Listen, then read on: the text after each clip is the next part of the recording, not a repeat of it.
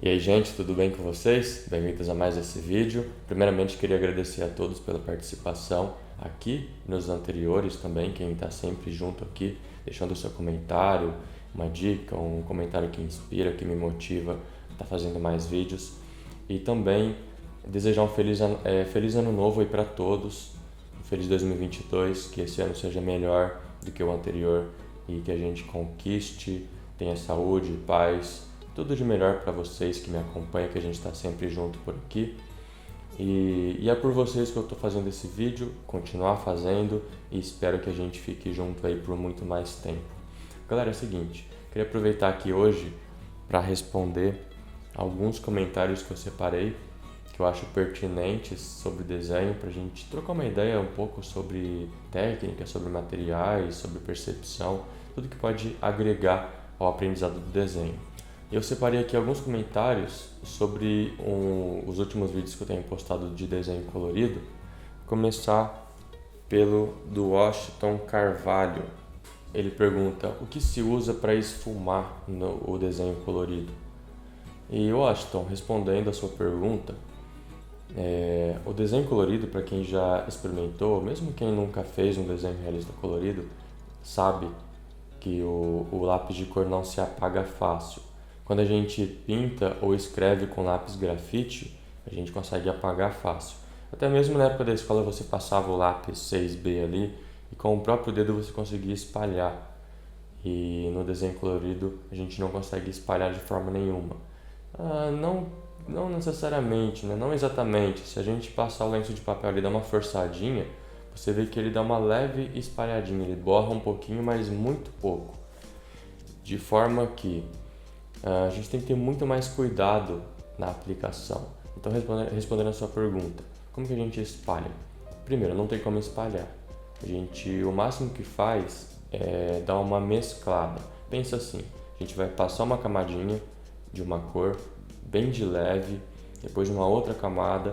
Cada camada tem que ser bem aplicada de forma que fique um preenchimento bem uniforme, bem lisinho, bem suave, sem muita falha, sem muito risco, sabe? Sem muita porosidade, porque a cada camada elas vão se misturando quando você aplica ela bem de leve. E no final eu costumo aplicar um lápis mais claro, com um pouquinho mais de força, para esse tom final misturar as camadas anteriores. Só que ele mistura as cores mesmo, você vê que fica um preenchimento só que não ao ponto de espalhar, de esfumar, como a gente conhece no lápis grafite. Então essa é a dica, trabalhar com a mão bem levinha, sobrepondo camadas bem suaves e no final forçar um pouquinho mais o próprio lápis. Às vezes eu uso areia, palha, um rosa bem clarinho, sabe? Um tom assim, até o branco mesmo eu uso para espalhar, para misturar as cores no final. Bom, a próxima pergunta, Hélio Souza. Ele pergunta sobre a impressão, como que eu consigo uma impressão boa do desenho, da imagem, né, para ser desenhada. O Hélio, eu gosto de imprimir num papel crochê, impressora laser. Eu descobri um lugar aqui na cidade que imprime, eles têm uma impressora nova e, olha, já imprimi em vários lugares. O que eu sei é o seguinte, de todas as formas que eu já imprimi, a que eu mais gostei é assim, impressora laser, no papel crochê e impressão colorida. Seja no colorido mesmo ou no grafite, que eu vou fazer um desenho preto e branco, eu sempre imprimo uma impressão colorida. E dessa forma, com uma impressão no papel crochê a laser, fica parecendo uma foto. A gente tem um preto muito preto, sabe? Um contraste bem bonito, o brilho se destaca. E dessa forma eu consigo uma impressão que se aproxima um pouco de uma fotografia. Só quando você imprime uma foto, essa impressão a laser, ela se aproxima da foto. Se você imprimir num sulfite, fica quase tão bom quanto. O papel crochê ele traz um brilho, um contraste um pouquinho maior. Mas se você achar um lugar que imprime numa impressora laser, uma impressora de qualidade, você vai ter que testar. Alguns lugares não tem uma impressão tão boa assim, pode vir falhado, pode vir com pouco contraste, mas você tem que ir testando até encontrar um lugar que você acha que fica boa a impressão. Então essa é a minha dica para a impressão, para você ter uma boa qualidade na impressão.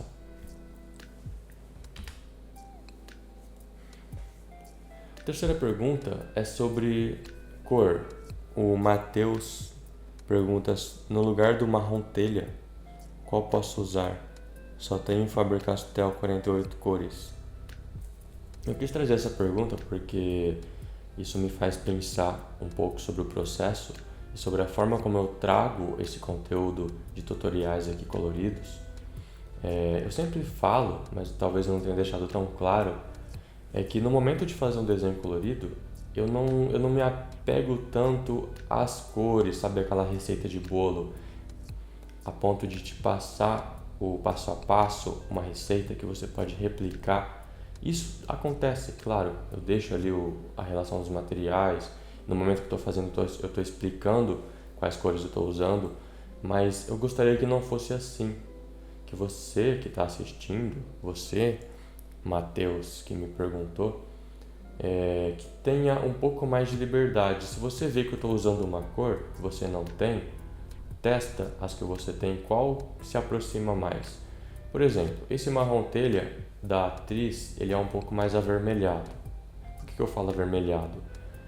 É que você percebe um tom de vermelho presente naquele marrom. Não é aquele marrom neutro, puro, sabe? Ele é um tom de marrom puxado para o vermelho.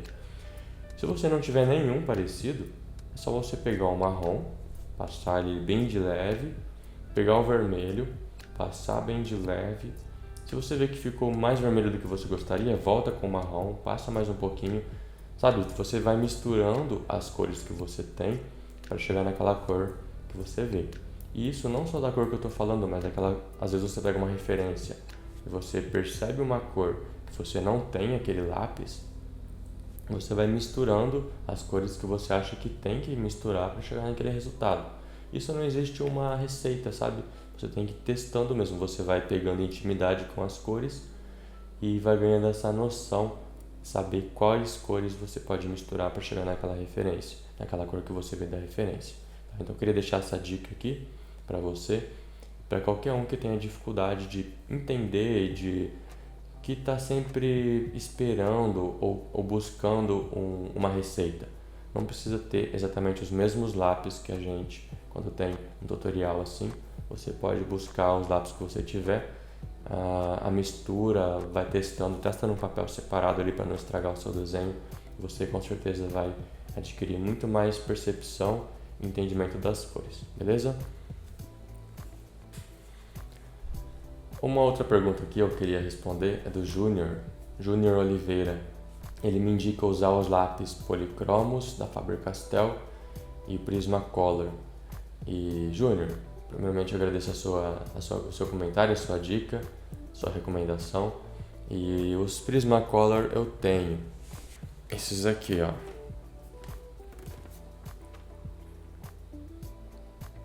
Sem dúvida são excelentes, né? Eu já usei eles num desenho, são muito bons. Esses da Faber-Castell Polychromos também, todo mundo que usa fala, eu nunca usei, mas pretendo usar um dia. Mas por enquanto eu quero ir a fundo nos lápis escolar. Aqui eu tenho esses dois, Faber-Castell Super Soft e o Tris Mega Soft. Os dois são parecidos, né? Eles são escolares, são uma proposta assim um pouquinho mais simples, mas aqui são tons de pele de 12 cores de cada. Eu tenho uma caixinha de 72 cores desse Tris e uma de 24 cores desse Super Soft. E eu tô gostando demais, esse último desenho que eu fiz eu usei esses dois. E eu acho que quando a gente domina o material, a gente conhece a fundo o material, a gente consegue explorar ele no limite e alcançar um resultado bem interessante, mesmo com um material simples como esse. Por que usar então um lápis desse, que apesar de ser bom, obviamente não é igual um Polychromos ou um Prismacolor? O Prismacolor e o Polychromos oferecem um resultado melhor e mais fácil de trabalhar também. A questão é preço, né? Uma caixinha dessa de Prismacolor hoje está na faixa de uns 600, 700 reais, enquanto o Faber Super Soft você vai pagar aí uns 100 reais, Então a diferença é enorme, né? Então, por conta disso que eu estou usando os lápis escolares, esses lápis mais simples. Porque para mim é mais fácil, é um investimento bem mais baixo. E também para a maioria das pessoas que me seguem aqui no canal também tem acesso a materiais mais simples. Por conta disso, eu estou buscando desenvolver uma técnica e passar um tutorial, uma mentalidade mesmo, uma percepção que possibilite trabalhar com materiais mais simples. E para encerrar, a última pergunta aqui, o último comentário que eu queria responder é do Éder Ribeiro. Professor, como perder o medo e iniciar no colorido? Já tenho um bom conhecimento de cores, porém tenho medo de fazer um desenho colorido assim. Tenho medo de não ficar bom e vira frustração. Então, o medo só se perde fazendo, né? É igual andar de bicicleta, você só perde o medo, você só aprende caindo, machucando, faz parte. No desenho, o máximo que você pode perder é tempo e material. Você não vai se machucar, não vai... Eu compreendo, eu entendo o que você diz sobre a frustração. A frustração, ela pode ser tão forte que te impossibilite de continuar desenhando. Tem gente que vai tentar ver a gente fazendo vídeos aqui e tal, acha que vai conseguir e tal. Vai lá, tenta e não consegue, desiste e nunca mais desenha. Só que tem que entender que pra gente que já desenha, que já tem um nível de desenho assim bem bacana, foi anos e anos, foi a vida inteira desenhando. Então, não é porque você vê um vídeo que você entende o processo, você vê como foi feito, que você já entendeu, que você já aprendeu a fazer. Entender é diferente de saber fazer, de aprender a fazer, né? Então, quando a gente entende, você entende o processo mental daquilo, o passo a passo, a técnica. Só que exige, depois disso, uma prática mesmo, uma vasta prática, uma prática constante para você adquirir habilidades motoras, para sua mão ter o controle, a leveza, para você ter a percepção das cores, a percepção dos materiais, de como misturar, de como aplicar. Tem todo um conhecimento ali que só vai vir com a prática. Mesmo que eu faça, que eu mostre, que eu explique, você só vai entender quando você pratica. Então no desenho colorido é a mesma coisa. É um pouquinho desafiador, eu acho um pouco mais complicado do que trabalhar com lápis grafite, com carvão, porque envolve um material mais delicado, que não espalha fácil, que não apaga, e além do mais a mistura das cores, né? Quando você aplica muitas camadas ele satura, não pega mais, então tem uma série de coisinhas aí que você vai percebendo, mas na prática mesmo você vai pegando o jeito, não tem como. A dica é você pegar uma imagem um pouco mais simples. Pega um personagem, uma coisa que não seja assim tão realista, para você ir descobrindo ali a interação do papel com o lápis, para você ir testando a leveza da mão, você ir testando as aplicações, as camadas. E se você não conseguir um resultado tão bom quanto você que queria, né, quando você espera, tenho certeza que você vai ser agradado do resultado. Isso vai ser um incentivo para você buscar uma referência um pouquinho mais difícil. E aí você vai subindo o nível. Eu mesmo, esses desenhos que eu tenho feito, coloridos, são um pouco aquém do que eu gostaria de fazer. Pode ver que não são tão complexos assim. Eu procuro fazer uma imagem um pouquinho mais simples para que eu tenha possibilidade de treinar, de praticar e que não me desafie a tal ponto de eu não conseguir, de estragar, de perder o desenho. Então a cada desenho eu subo um pouquinho o nível da dificuldade da referência. Então fica essa dica aqui para você, para todos, e espero que tenha sido úteis essas dicas e a gente se vê no próximo vídeo. Até mais, abraço!